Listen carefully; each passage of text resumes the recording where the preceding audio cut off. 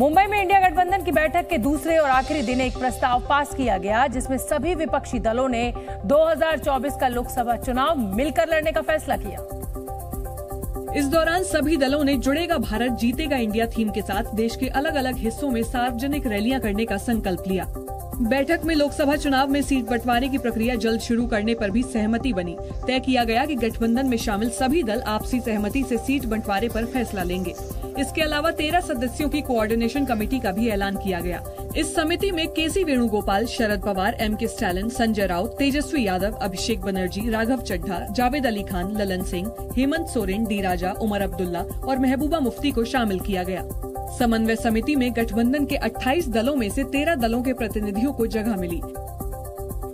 कांग्रेस अध्यक्ष मल्लिकार्जुन खड़गे ने इंडिया गठबंधन की बैठक में प्रधानमंत्री मोदी और आरएसएस पर जमकर निशाना साधा और बैठक के बाद प्रेस कॉन्फ्रेंस के दौरान भी उनके हमले जारी रहे। खड़गे ने कहा कि पटना और बेंगलुरु की बैठक के बाद पीएम मोदी का आईएनडीआईए गठबंधन के खिलाफ बयान देना और विपक्ष की तुलना आतंकी संगठन से करना आईएनडीआईए गठबंधन की सफलता है। उन्होंने कहा कि बीजेपी के कुशासन का शिकार देश का हर वर्ग आईएनडीआईए गठबंधन की तरफ देख रहा है। मोदी साहब गरीबों के लिए कभी भी काम नहीं करेंगे, ये यकीन मैं दिलाता हूँ, क्योंकि उनकी हमेशा यही रणनीति रही है कि गरीबों के खिलाफ काम करते हैं। मल्लिकार्जुन खड़गे ने प्रधानमंत्री मोदी और केंद्र सरकार पर स्वायत्त संस्थाओं के दुरुपयोग का भी आरोप लगाया। ऑटोनोमस बॉडीज को सत्यानाश कर रहे हैं और चाहे ईडी, सीबीआई, विजिलेंस, हर एक ऑटोनोमस बॉडी का मिसयूज कर रहे हैं। कांग्रेस अध्यक्ष मल्लिकार्जुन खड़गे ने कहा कि आने वाले समय में बीजेपी आईएनडीआईए गठबंधन के नेताओं के खिलाफ एजेंसियों की और कार्रवाई करा सकती है, जिसके लिए उन्हें तैयार रहना चाहिए। इंडिया गठबंधन की बैठक के बाद कांग्रेस सांसद राहुल गांधी ने जीत की हुंकार भरी और दावा किया कि अगर गठबंधन के दल एक साथ रहे तो बीजेपी की जीत नामुमकिन है। This stage represents 60% of the Indian population. If the parties on this stage unite, it is impossible for the BJP to win an election. So the task in front of us is to come together in the most efficient way possible. India गठबंधन की बैठक के बाद press conference में RJD अध्यक्ष लालू प्रसाद यादव ने प्रधानमंत्री मोदी पर निशाना साधा। उन्होंने चंद्रयान की कामयाबी के बहाने पीएम मोदी पर अपने ही अंदाज में तंज कस दिया। हम अपील कर रहे हैं इसरो के वैज्ञानिकों से, अपने देश के वैज्ञानिकों से, मोदी जी को पीछे नहीं रहना चाहिए। इनको चंद्रलोक से की बात छोड़ो, अब सूर्यलोक पर इनको पहुंचाओ। पहुंच तो जाओ, हाँ, दुनिया भर में नाम हो जाएगा मोदी जी का। लालू यादव ने दावा किया कि सीट शेयरिंग में कोई दिक्कत नहीं आएगी और लोकसभा चुनाव में इंडिया गठबंधन जीत हासिल करेगा। आगे सीट शेयरिंग अब शुरू होगा, सीट शेयरिंग, और सीट शेयरिंग में हम लोग सब लोग सफल होंगे, कोई दिक्कत कठिनाई नहीं होगी, कहीं कोई हर्डल नहीं होगा। अपना कुछ नुकसान करके भी हम लोग इंडिया को, ये संघ है, हम लोग जिताएंगे और मोदी को हटाएंगे और देश को बचाएंगे। प्रेस कॉन्फ्रेंस में दिल्ली के मुख्यमंत्री अरविंद केजरीवाल ने अडानी के मुद्दे पर केंद्र सरकार को घेरा। इस दौरान अरविंद केजरीवाल ने केंद्र सरकार को अहंकारी बताया। पूरी सरकार एक ही आदमी के लिए काम करने में लगी हुई है। इससे ज्यादा अहंकारी सरकार आज तक कभी नहीं हुई और ये लोग अपने आप को भगवान से भी बड़ा समझने लग गए हैं। और जब कोई आदमी अपने आप को भगवान से बड़ा समझने लगता है तो फिर उसका पतन भी जल्दी होता है। इंडिया गठबंधन 2024 चुनाव में एनडीए के न्यू इंडिया को टक्कर देने के लिए बेस्ट फॉर इंडिया नारा देने पर विचार कर रहा है। मुंबई में हुई अनौपचारिक बैठक में इस पर मंथन हुआ। बेस्ट फॉर इंडिया के तहत जिन राज्यों में आईएनडीआईए गठबंधन की सरकार है, उन राज्यों में चल रही कल्याणकारी योजनाओं की लिस्ट बनाई जाएगी और आईएनडीआईए गठबंधन शासित दूसरे राज्यों में उन योजनाओं को लागू किया जाएगा। अभी एक ही बात कहेगा, we are fighting for best of India.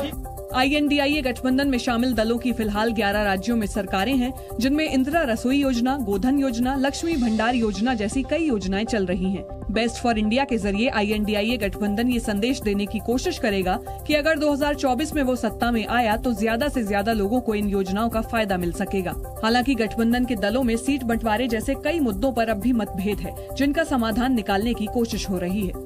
अभी नहीं हुआ, कुछ भी जल्दी हो जाएगा। सीट शेयरिंग मांग की जल्द हो, जल्दी हो जाएगा।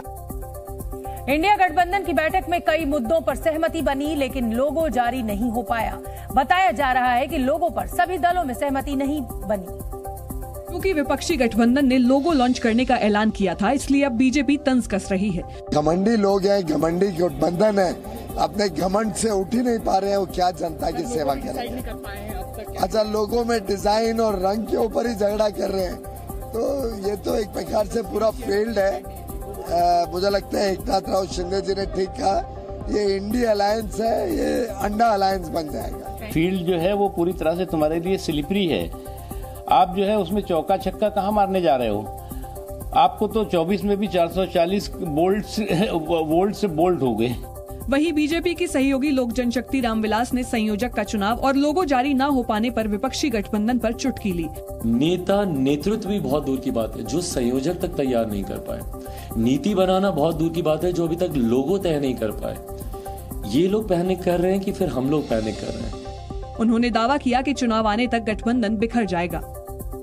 घरेलू रसोई गैस के बाद अब सरकार ने कमर्शियल गैस सिलेंडर की कीमतों में भी बड़ी कटौती की है। सितंबर महीने का पहला दिन राहत की खबर लाया है। देश भर में कमर्शियल LPG गैस के दामों में बड़ी कटौती की गई है। कमर्शियल LPG सिलेंडर 157 रुपए सस्ता हो गया है। नई दरें आज से ही प्रभावी होंगी। G20 समिट में आने वाले मेहमानों की सुरक्षा के लिए दिल्ली पुलिस की महिला कमांडो यूनिट को खास ट्रेनिंग दी जा रही है। फिजिकल फिटनेस से लेकर आधुनिक हथियार चलाने तक इन महिला कमांडोज को हर ट्रेनिंग दी गई है। अगर टेररिस्ट ऊंचाई पे बैठा है तो हम बिल्कुल उस पे आसानी से जा सकते हैं, चढ़ सकते हैं। इसकी हमें ट्रेनिंग दी गई है। मुंबई पुलिस को ताज होटल को बम से उड़ाने की धमकी मिली है। फोन करने वाले शख्स ने दावा किया कि 2008 में हुए आतंकवादी हमलों की तरह 2 पाकिस्तानी नागरिक मुंबई पहुंचेंगे और ताज होटल पर हमला करेंगे। पुलिस ने मामले को गंभीरता से लेते हुए जांच शुरू कर दी है। G20 के दौरान बाजार बंद करने के फैसले को लेकर दिल्ली के कुछ व्यापारी संगठनों ने नाराजगी जताई है। Confederation of all India traders ने दिल्ली सरकार के बाजार बंद करने के फैसले पर फिर विचार करने की अपील की है।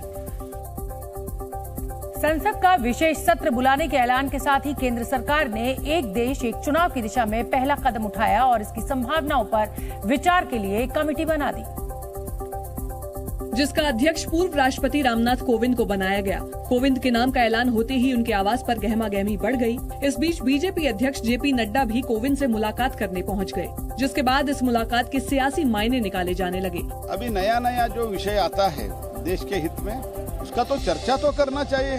तो चर्चा करने के लिए कमेटी रचा दिया गया है। तो इसका अर्थ ये नहीं है कि कल से ही हो जाएगा, ऐसे तो हमने थोड़ी कहा है। सरकार ने 1 नेशन 1 इलेक्शन के लिए कमेटी तो बना दी है, लेकिन उसके लिए इस फैसले को लागू करना और इस बारे में कानून बनाना आसान नहीं होगा। दरअसल एक साथ चुनाव कराने के लिए कई विधानसभाओं के कार्यकाल में मनमाने ढंग से कटौती करनी पड़ेगी, जिसका विरोध होना तय है। दरअसल केंद्र सरकार ने 18 सितंबर से 22 सितंबर तक संसद का विशेष सत्र बुलाया है।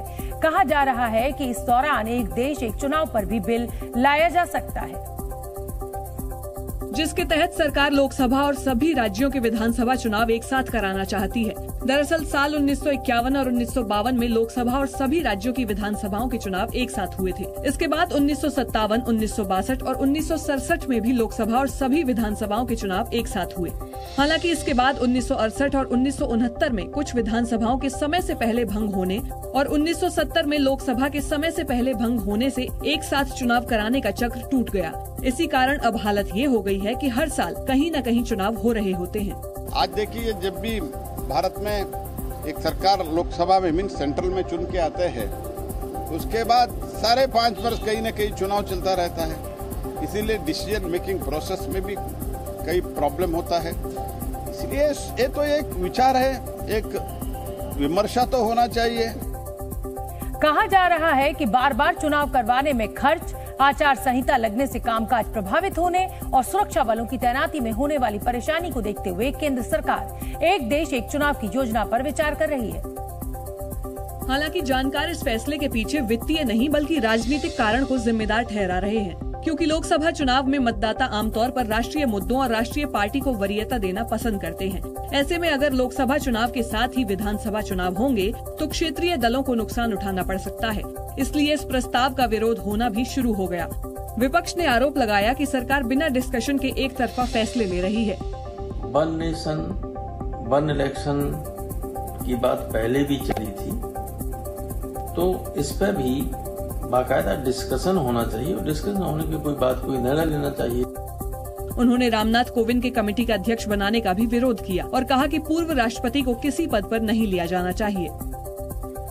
सरकार के वन नेशन वन इलेक्शन के प्रस्ताव पर आगे बढ़ने के फैसले से मुंबई में चल रही इंडिया गठबंधन की बैठक में भी हलचल दिखी। गठबंधन की अनौपचारिक बैठक में इस मुद्दे पर चर्चा हुई, जिसमें मौजूद ज्यादातर नेताओं ने आशंका जताई कि सरकार वक्त से पहले चुनाव करा सकती है और विपक्ष को इसके लिए तैयार रहना चाहिए। विपक्ष ने आरोप लगाया कि ये फैसला INDIA गठबंधन की बैठक से ध्यान भटकाने के लिए लिया गया। इंडिया से डरे हुए ये लोग बौखला गए हैं, डर है, उनके मन में डर है, इसलिए दर दिन एक नया फंडा लेकर आते हैं। कल यहाँ हमारी मीटिंग चल रही है, तो मीटिंग के ऊपर से ध्यान हटाने के लिए ये सब लेकर आते हैं। संजय राउत ने ये भी आरोप लगाया कि सरकार विपक्षी गठबंधन से डर गई है और चुनाव टालने की साजिश रच रही है। ये मुझे लगता है एक षड्यंत्र है चुनाव आगे धकेलने के लिए। ये लोग चुनाव ही नहीं लेना चाहते। इंडिया गठबंधन वन नेशन वन इलेक्शन की सुगबुगाहट को साजिश बता रहा है तो विपक्ष का एक बड़ा धड़ा ऐसा भी है जो दावा कर रहा है कि ये फैसला लागू करना संभव नहीं है, क्योंकि इसके लिए संविधान में संशोधन करना पड़ेगा और बीजेपी के पास राज्यसभा में बहुमत नहीं है। ये कॉन्स्टिट्यूशनली नहीं हो सकता, ये अनकॉन्स्टिट्यूशनल है। फेडरलिज्म भारत के संविधान के बेसिक स्ट्रक्चर का हिस्सा है। बीजेपी के पास राज्यसभा में मेजोरिटी नहीं है, कॉन्स्टिट्यूशनल अमेंडमेंट होगा, क्यों स्टेट्स तैयार होंगे।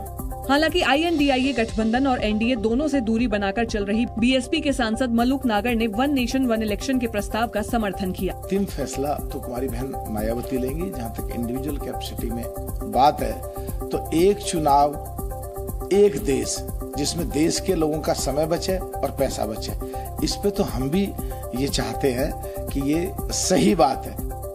फिलहाल केंद्र की बनाई कमेटी एक देश एक चुनाव के कानूनी पहलुओं पर गौर करेगी, साथ ही इसके लिए आम लोगों से भी राय लेगी। केंद्र सरकार के वन नेशन वन इलेक्शन की संभावनाओं का पता लगाने के लिए कमेटी बनाने के फैसले का बीजेपी शासित प्रदेशों के मुख्यमंत्रियों ने स्वागत किया। बीजेपी के मुख्यमंत्रियों ने तर्क दिया कि वन नेशन वन इलेक्शन लागू हुआ तो वक्त और पैसे दोनों की बर्बादी रुकेगी। वन नेशन वन इलेक्शन ये आज की आवश्यकता है और ये इसलिए भी महत्वपूर्ण है क्योंकि मैं उत्तर प्रदेश जैसे राज्य की दृष्टि से भी देखता हूं, बार बार इलेक्शन विकास के कार्यों में बाधा पैदा करती है। वहीं असम के CM हिमंता बिस्वा शर्मा ने कमेटी बनाने के फैसले को PM मोदी की तरफ से देश की जनता को गिफ्ट बताया। Expenditure will reduce, development will be through out the 5 years and our country will become Vishwa Guru if we can proceed that way. So I think this commission is a gift to the nation by Honorable Prime Minister Narendra Modi ji in Amrit Kal. उन्होंने उम्मीद जताई कि committee के सुझावों पर संसद और प्रधानमंत्री उचित फैसला लेंगे। बीजेपी ही नहीं बल्कि उसके सहयोगी दलों ने भी केंद्र सरकार के कदम का स्वागत किया और दावा किया कि वन नेशन वन इलेक्शन लागू हुआ तो विकास कामों में तेजी आएगी, क्योंकि इससे चुनाव खर्च के काफी पैसों की बचत हो सकेगी। इसकी वजह से जो हर चुनाव में लोगों के पैसे खर्च होते हैं, इसमें काफी बचत हो सकती है और ये पैसे जो है लोगों के स्कीम के लिए, रिफॉर्म्स के लिए काम आ सकते हैं। वहीं लोक जनशक्ति रामविलास के अध्यक्ष चिराग पासवान ने कहा कि वन नेशन वन इलेक्शन में कई टेक्निकल अड़चने आएंगी जिनको वक्त रहते ठीक किए जाने की जरूरत है। हम लोग चाहते हैं कि वन नेशन वन इलेक्शन को लागू किया जाना चाहिए। यकीनन इसमें कुछ लूप होल्स हैं, कुछ टेक्निकल अड़चने भी होंगी जिसपे सबको चर्चा करने की जरूरत है। उत्तराखंड के मुख्यमंत्री पुष्कर सिंह धामी ने एक देश एक चुनाव के कदम का स्वागत किया है। मीडिया से बात करते हुए उन्होंने पूर्व राष्ट्रपति रामनाथ कोविंद की भी तारीफ की। वन नेशन वन इलेक्शन जो अवधारणा है, निश्चित रूप से ये देश को अग्रसर करने वाली है, उन्नति की ओर ले जाने वाली है। और इसके लिए आज जो आयोग बनाने का निर्णय हुआ है और श्री रामनाथ कोविंद जी जैसे व्यक्ति जिनका इतना लंबा अनुभव रहा है, देश के राष्ट्रपति रहे हैं, तो निश्चित रूप से बहुत ही उनका इस पद को स्वीकार करना, इस दायित्व को लेना, ये अपने आप में बहुत बड़ी बात है और हम इसका स्वागत करते हैं कि इस प्रकार की व्यवस्था देश के अंदर लागू होनी चाहिए। L1 मिशन के लॉन्च से पहले आज इसरो चीफ ने मंदिर पहुंचकर विशेष पूजा की। आदित्य L1 मिशन के लॉन्च से पहले आज इसरो चीफ एस सोमनाथ ने तिरुपति के चेंगलम्मा परमेश्वरी मंदिर में पूजा अर्चना की। इस दौरान उनकी टीम के कई साथी भी मौजूद रहे। आदित्य L1 के लॉन्च के बाद इसरो का पूरा ध्यान गगनयान मिशन पर होगा। जानकारी के मुताबिक गगनयान का ट्रायल मिशन अक्टूबर में हो सकता है। गगनयान मिशन के तहत भारत के अंतरिक्ष यात्रियों को स्पेस में भेजा जाएगा। समान नागरिक संहिता को लेकर उत्तराखंड के सीएम पुष्कर सिंह धामी ने बड़ी जानकारी दी है। उन्होंने कहा कि ड्राफ्ट मिलते ही राज्य में यूसीसी पर काम किया जाएगा और इसी साल के अंत तक यूसीसी लागू होगा। चांद के बाद अब इसरो सूरज से जुड़े रहस्यों का पता लगाने के लिए आदित्य L1 मिशन कुछ ही घंटों में लॉन्च करने वाला है। ये भारत का पहला सूर्य मिशन है जो कल सुबह ठीक 11:50 पर आंध्र प्रदेश के श्रीहरिकोटा सतीश धवन अंतरिक्ष स्पेस सेंटर से लॉन्च किया जाएगा। इसके लिए लॉन्च व्हीकल PSLV XL का इस्तेमाल किया जाएगा। आदित्य L1 यान को सूर्य और पृथ्वी के बीच हेलो ऑर्बिट में स्थापित किया जाएगा, जहां से सैटेलाइट सूर्य को बिना किसी ग्रहण के लगातार देख पाएगा। इससे रियल टाइम सोलर एक्टिविटीज और अंतरिक्ष के मौसम पर भी नजर रखी जा सकेगी। वैज्ञानिकों के मुताबिक ये जगह धरती से करीब 15 लाख किलोमीटर दूर है। बताया जा रहा है कि आदित्य L1 में 7 पेलोड होंगे, जिसमें 4 पेलोड लगातार सूर्य पर नजर रखेंगे और 3 पेलोड परिस्थितियों के हिसाब से पार्टिकल और मैग्नेटिक फील्ड का अध्ययन करेंगे। पेलोड के जरिए फोटोस्फीयर, क्रोमोस्फीयर का अध्ययन किया जाएगा, यानी सूर्य की दिखाई देने वाली सतह के ठीक ऊपर की सतह का अध्ययन किया जाएगा। आदित्य यान का लैग्रेंज पॉइंट 1 की कक्षा में स्थापित होना भारत के लिए एक बड़ी उपलब्धि होगी, क्योंकि आदित्य L1 सूर्य का अध्ययन करने वाली अंतरिक्ष में मौजूद पहली भारतीय लेबोरेटरी भी होगी, जिसके जरिए सूरज से जुड़े तमाम रहस्यों से पर्दा उठाने की कोशिश होगी। इसरो के वैज्ञानिकों ने बताया कि धरती से सूर्य की जांच करने में कई तरह की बाधाएं आती हैं, लेकिन अंतरिक्ष से ये आंकड़े आसानी से जुटाए जा सकेंगे। It will observe, stay in that orbit and it will observe the sun for 24 hours without any obstructions of our day and night. वैज्ञानिकों ने दावा किया कि सूर्य की प्रक्रिया को समझने से ऊर्जा के क्षेत्र में बड़ी कामयाबी मिलेगी। How the energy is getting generated continuously from the sun, and if we can adopt same type of chemical reaction to do in here in the ground, so it will can help the humankind basically. Aditya L1 के कक्षा में स्थापित होने के बाद करीब 1 महीने तक उसके उपकरणों की जांच की जाएगी और उसके बाद आदित्य से तस्वीरें लेने का काम तेजी से शुरू कर दिया जाएगा, जो दिन और रात यानी 24 घंटे चलेगा।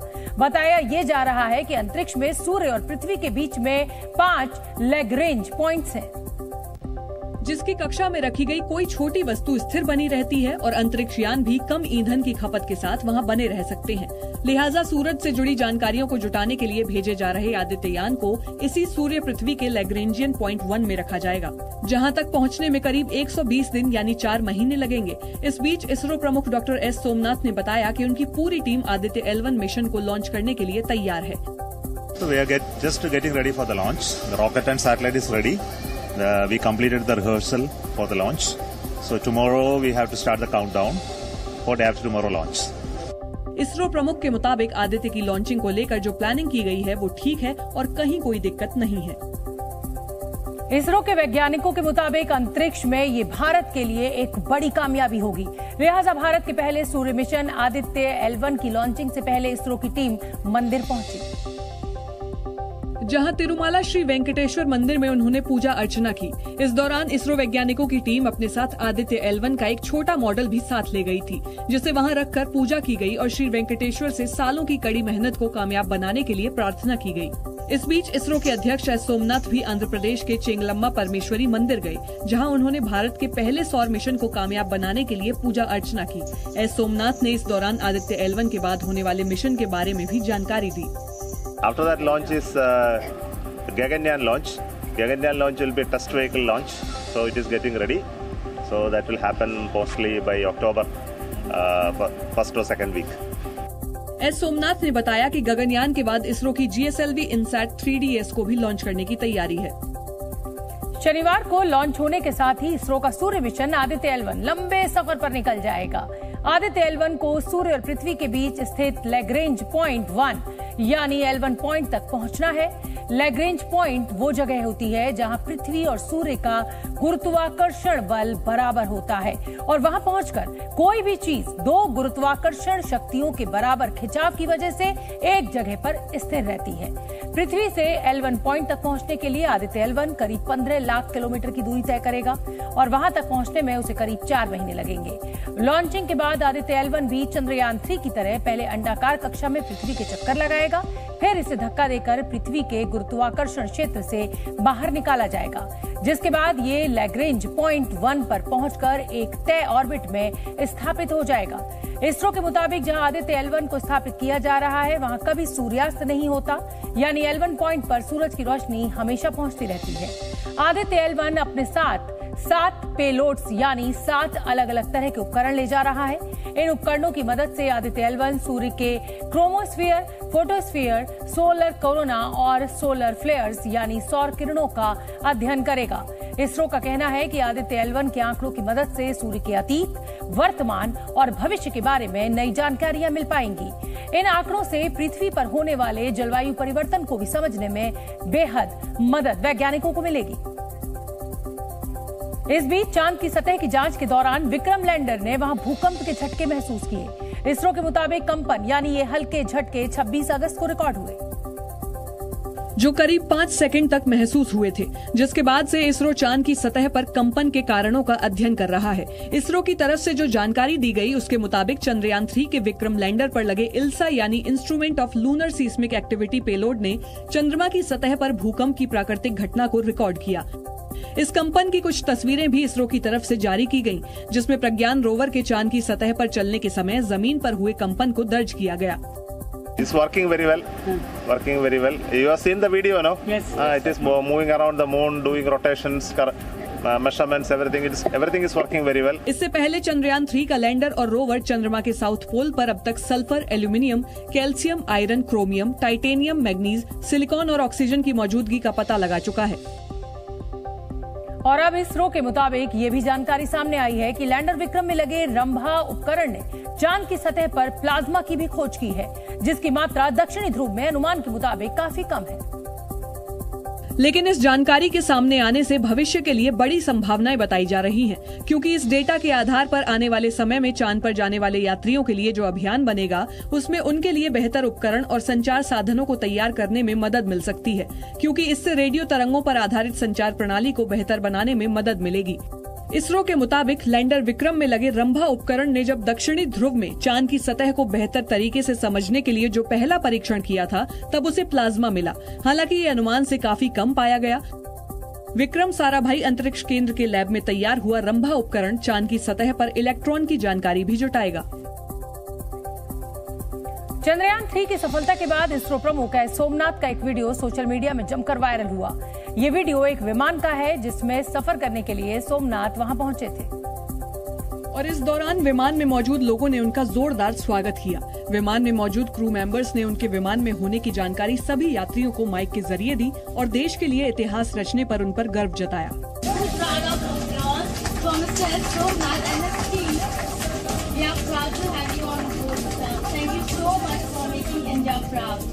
इसके बाद विमान में बैठे यात्रियों ने भी तालियों से एस सोमनाथ का अभिवादन किया। इस दौरान एक क्रू मेंबर ने एस सोमनाथ को कुछ ग्रीटिंग्स दिए और उनके साथ तस्वीरें खिंचवाईं।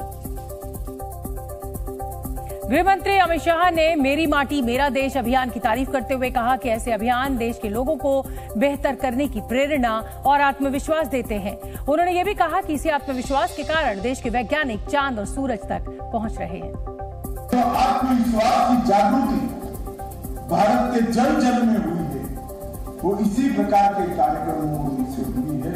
यही हमारे वीरों को सर्जिकल स्ट्राइक करने की प्रेरणा देती है। यही हमारे वैज्ञानिकों को कोरोना का टीका बनाने की शक्ति देती है और यही इसरो के वैज्ञानिकों को चंद्र पर पहुंचने का और सूर्य की कक्षा में पहुंचने का। एशिया कप 2023 के ग्रुप मुकाबले में शनिवार यानी 2 सितंबर को भारत और पाकिस्तान की टक्कर होनी है। श्रीलंका के कैंडी स्थित पल्लेकेले इंटरनेशनल क्रिकेट स्टेडियम में ये मुकाबला खेला जाएगा। ग्रुप ए के इस मुकाबले पर सभी की निगाहें टिकी हैं, क्योंकि टीम इंडिया 2019 वर्ल्ड कप के बाद पहली बार 50 ओवर की क्रिकेट में पाकिस्तान से भिड़ेगी। वहीं एशिया कप के आंकड़ों की बात करें तो 1984 से 2022 तक भारत ने सबसे ज्यादा 7 बार एशिया कप का खिताब जीता है, जबकि श्रीलंका ने 6 बार और पाकिस्तान ने सिर्फ 2 बार एशिया कप का खिताब अपने नाम किया है। एशिया कप में भारत और पाकिस्तान 13 बार आमने सामने हुए हैं, जिनमें 7 बार भारत को जीत मिली है, जबकि 5 मैच पाकिस्तान ने जीते हैं। हालांकि अपने पहले मुकाबले में नेपाल को हराकर पाकिस्तान के हौसले बुलंद हैं। पाकिस्तानी कप्तान बाबर आजम ने नेपाल के खिलाफ 151 रन बनाकर साबित कर दिया है कि वो शानदार फॉर्म में चल रहे हैं, जबकि उनके अलावा फखर जमान, इफ्तिकार अहमद भी बेहतरीन फॉर्म में दिख रहे हैं। आगे बढ़ेंगे और हम आपको बता दें कि यही नहीं, पाकिस्तान के पास शाहीन अफरीदी, नसीम शाह और हारिस रऊफ जैसे घातक बॉलर्स भी हैं। दूसरी तरफ भारत के लिए सबसे बड़ी समस्या उसका मिडिल ऑर्डर है। श्रेयस अय्यर चोट से उबरकर वापसी कर रहे हैं, जबकि सूर्य कुमार यादव अब भी वनडे का पजल सॉल्व नहीं कर सके हैं। ऐसे में सारा दारोमदार टीम इंडिया के कप्तान रोहित शर्मा और धाकड़ बल्लेबाज किंग कोहली पर है। अगर ये दोनों बैटर क्रीज पर टिक गए तो पाकिस्तान की खाट खड़ी कर सकते हैं। विराट कोहली पिछले कुछ समय से बेहतरीन फॉर्म में भी चल रहे हैं। उन्होंने पिछले साल दिसंबर के बाद से 13 वनडे मैच खेले हैं, जहां उन्होंने 50.36 की औसत से 554 रन बनाए हैं। हालांकि विराट ने कहा कि पाकिस्तान को हराने के लिए टीम इंडिया के बैटर्स को अच्छा परफॉर्म करना होगा, क्योंकि उनकी पेस बैटरी काफी अच्छी है। भारत के साथ साथ पाकिस्तान की आवाम में भी एशिया कप के इस महामुकाबले को लेकर काफी उत्साह है। पाकिस्तानियों ने अपनी टीम की जीत की दुआएं मांगी, साथ ही टीम इंडिया के बैटिंग ऑर्डर की भी तारीफ की। पाकिस्तानी क्रिकेट फैंस विराट कोहली और रोहित शर्मा की तारीफ करते नजर आए, जबकि पाकिस्तानी क्रिकेट फैंस ने कहा कि विराट कोहली जल्दी आउट हो गए तो पाकिस्तान की टीम जीत सकती है, वरना कोई चांस नहीं। पाकिस्तानी क्रिकेट फैंस तो कोहली को लेकर आपस में भी उलझते नजर आए। भारत और पाकिस्तान के क्रिकेट फैंस में दोनों देशों की भिड़ंत को लेकर गजब का क्रेज है, लेकिन कुछ सवाल हैं जिनके जवाब सभी तलाश रहे हैं। मसलन कैसा होगा कैंडी का मौसम और क्या रहेगा टीम इंडिया का प्लेइंग 11। श्रीलंका के कैंडी में मौजूद जी मीडिया संवाददाता कपिल वशिष्ठ के मुताबिक भारत और पाकिस्तान के मैच में बारिश खलल डाल सकती है। कैंडी के मौसम का पूर्वानुमान कहता है कि भारत पाकिस्तान के मुकाबले के दौरान बारिश होगी और जरूर होगी, लेकिन जब 140 करोड़ हिंदुस्तानी, 30 करोड़ पाकिस्तानी और इन दोनों टीमों के फैंस दुनिया भर में दुआएं करेंगे तो ऊपर वाला भी जरूर यही चाहेगा कि ये मैच तो पूरा ही होना चाहिए। अब रही बात प्लेइंग 11 की, तो बहुत मुमकिन है कि कोई नया प्रयोग न कर टीम मैनेजमेंट उन खिलाड़ियों को तरजीह दे जो वर्ल्ड कप से पहले जीत का टोन सेट कर सकें। करोड़ों क्रिकेट फैंस की नजरें इसी बात पर हैं कि रोहित शर्मा और राहुल द्रविड़ की जोड़ी मैदान पर कौन सी 11 के साथ उतरेगी। भारत के पास अब वर्ल्ड कप से पहले सिर्फ 9 वनडे मुकाबले बाकी हैं खेलने के लिए, इसलिए हम उम्मीद यही कर रहे हैं कि प्रयोग छोड़कर अब जीत के योग पर ध्यान दिया जाएगा। वहीं रोहित शर्मा ने प्रेस कॉन्फ्रेंस में टीम इंडिया के प्लेइंग 11 के बारे में तो कुछ नहीं कहा, लेकिन इतना जरूर कहा कि सारे अनुभवी और बेहतरीन खिलाड़ी हैं, जिनमें से 11 को चुनना मुश्किल होगा। साथ ही रोहित ने खिलाड़ियों को इशारों में 50 ओवर फॉर्मेट के हिसाब से खेलने की सलाह भी दी। The batters, luckily, we've got experience in our batting lineup, and I will let them that experience come in play and play accordingly. Yes, I've said that we want to try and take the game on, but it's important to read the situation conditions as well, because it's not a T20 format, it's a 50 over format. Pakistan से कल होने वाले मुकाबले को लेकर रोहित शर्मा ने कहा कि पड़ोसी देश की टीम काफी अच्छी है और बेहतरीन फॉर्म में भी है, लिहाजा टीम इंडिया को यूनिट की तरह खेलना होगा और अच्छा प्रदर्शन भी करना पड़ेगा। नहीं, देखिए, बहुत अच्छी टीम है।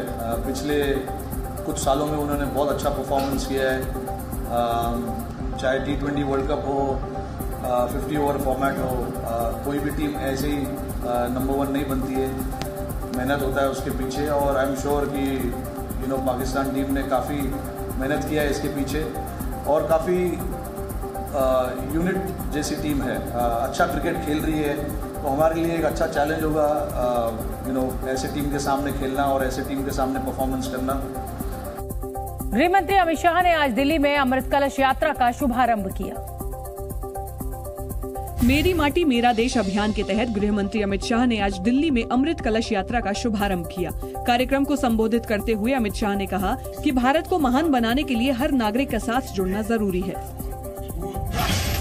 सुप्रीम कोर्ट ने मनी लॉन्ड्रिंग मामले में सत्येंद्र जैन को बड़ी राहत देते हुए उनकी अंतरिम जमानत बरकरार रखी है। कोर्ट ने मेडिकल आधार पर उनकी अंतरिम जमानत की अवधि 12 सितंबर तक बढ़ा दी है। राजस्थान में ईडी ने जल जीवन मिशन में हुए घोटाले की जांच के लिए बड़ी छापेमारी की। ईडी ने राजस्थान सरकार में मंत्री महेश जोशी के ओएसडी के घर छापेमारी कर करीब 2 करोड़ रुपए बरामद किए।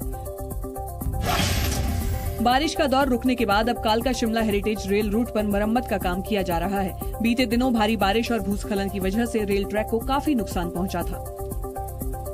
हम और आप आए दिन शॉपिंग करते हैं, कभी खाने पीने का सामान तो कभी कपड़े और जूते, कभी कोई गैजेट तो कभी घरेलू सामान।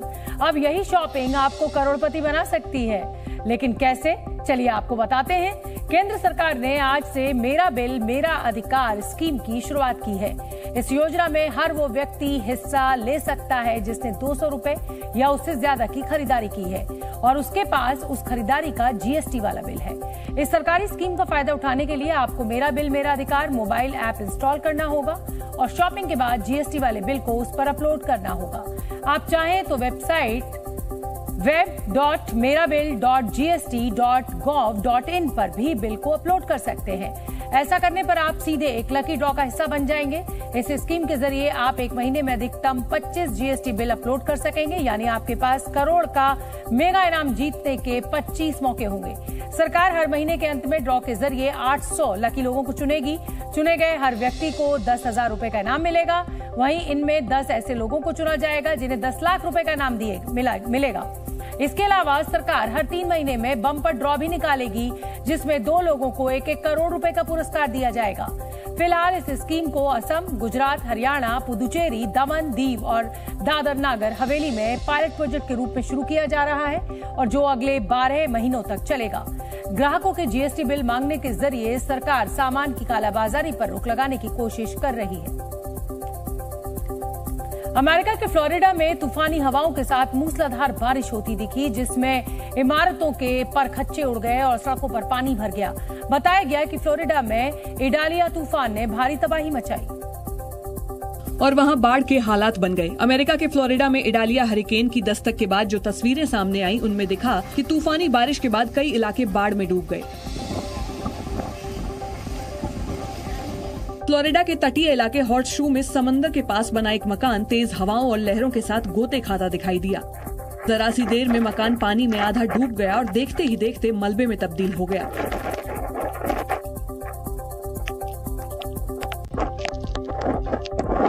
ट्रैफिक कैमरा में भी तूफान से तबाही की तस्वीरें रिकॉर्ड हो गईं, जिनमें दिखा कि फ्लोरिडा के फ्रैंकलिन ब्रिज और इंटरस्टेट हाईवे तक समंदर का पानी आ गया है। फ्लोरिडा में इडालिया तूफान की वजह से करीब 3 लाख घरों की बिजली गुल हो गई और तूफान से 700 करोड़ से भी ज्यादा के नुकसान का दावा किया जा रहा है। इडालिया तूफान जहां जहां से गुजरा तबाही के निशान छोड़ता चला गया। इडालिया तूफान के दौरान हवाएं इतनी तेज थीं कि साउथ कैरोलिना में हाईवे पर चलती कार हवा में उड़ती नजर आई और दूसरी कार से जा टकराई। इडालिया तूफान जब फ्लोरिडा से आगे बढ़ा तो उसने साउथ कैरोलिना से होते हुए वर्जीनिया तक तबाही मचाई। साउथ कैरोलिना से एक ऐसी तस्वीर आई जिसे देखने वालों के होश फाख्ता हो गए। वहां हाईवे पर चलती हुई कार अचानक हवा में उड़ गई। कार के अंदर से बनाए गए एक वीडियो में दिखा कि सामने चल रही एक काले रंग की कार अचानक हवा में उड़ी और पलट गई।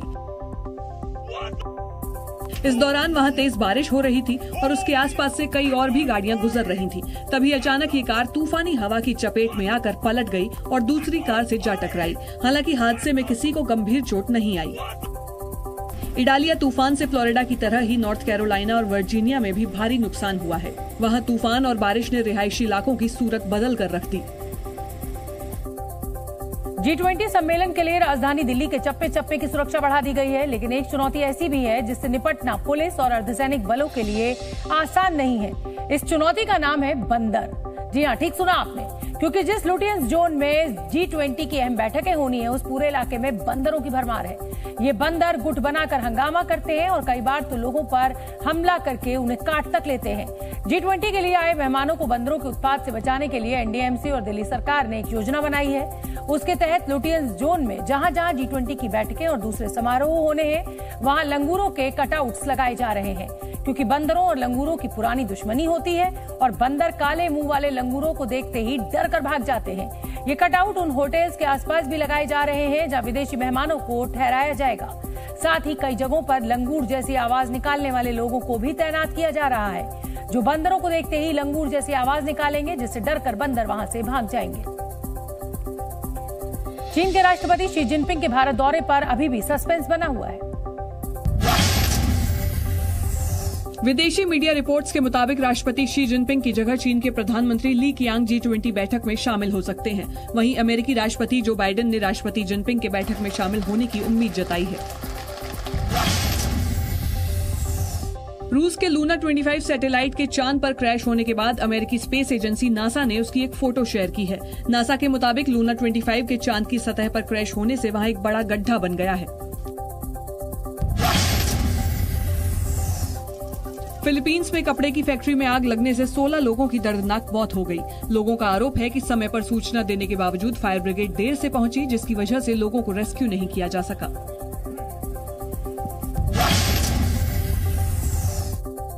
चीन में साओला तूफान को लेकर रेड अलर्ट जारी कर दिया गया है। दक्षिण चीन के कई शहरों में अभी से तेज हवाएं चल रही हैं। वहीं तूफान के दस्तक देने के बाद भारी नुकसान की आशंका जताई जा रही है।